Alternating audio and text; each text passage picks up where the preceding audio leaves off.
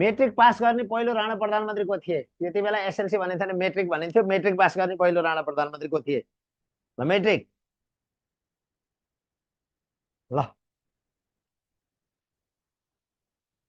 ल अब पास हुने सम्पूर्णमा हार्दिक बधाई छ है त। धेरै साथीहरू पास हुनुभयो, आभारी छु।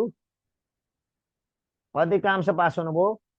ल मेट्रिक पास गर्ने पहिलो राणा प्रधानमन्त्री को थिए? ल अब सुन्नुहोस्, मेट्रिक पास गर्ने चन्द्र शमशेर हुन्। हो, यिनैको पालामा त्रिभुवन चन्द्र, त्रिभुवन चन्द्र, त्यसपछि त्रिचन्द्र कलेज, अनि पछि यसलाई के बनियो? त्रिचन्द्र कलेज स्थापना भएको, कलेज स्थापना भएको। यसै बुझिन्छ।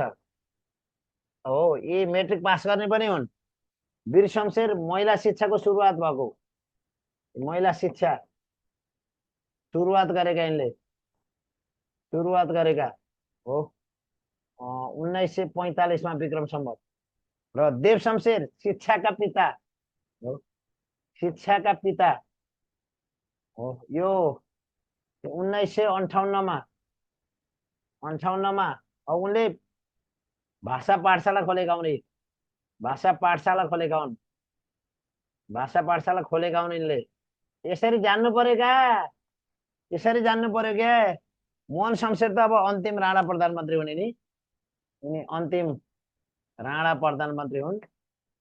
यो जान्न पर्यो क्या, प्रधानमन्त्री मन्त्री हुन् भनेर हामीले जान्नु पर्यो। मेट्रिक पास गर्ने पहिलो मेट्रिक पास गर्ने चन्द्र शमशेर हुन्, यो ख्याल गर्नु पर्यो। वीर शमशेर महिला शिक्षाको सुरुवात गरेका 1945 चन्द्र शमशेर त्रिभुवन चन्द्र कलेज अथवा पछि यसको नामाङ्करण त्रिचन्द्र कलेज स्थापना गरेका हो 1975 र 1985 र पहिला त्रिभुवन चन्द्र 1975 स्थापना भएको। देव शमशेर शिक्षाका पिता हुन्। 1958 भाषा पाठशाला खोलेका हुन् यिनले।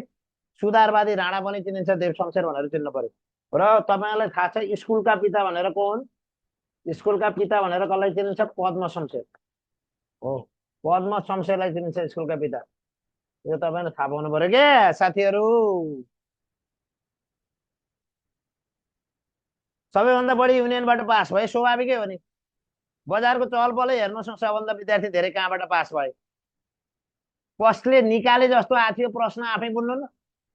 प्रश्न कसले निकाले जस्तो आएको थियो? गङ्गाबाईले हो। महिला शिक्षाको सुरुवात 1945 भारतबाट आएकी गङ्गाबाई हुन्। भारतबाट आएकी गङ्गाबाईले सुरु गरेकी, आएकी कसले? गङ्गाबाईले सुरु गरेकी हुन्। यो पनि थाहा पाउनु होला। सबभन्दा धेरै विद्यार्थी कहाँबाट पास भए? यो डेफिनेट जवाब छ हो। यो सर्वव्यापी सफलताको सिद्धान्त भन्छ कि युनिभर्सल ध्रुव सत्य कुरा युनियनबाट, नो डाउट।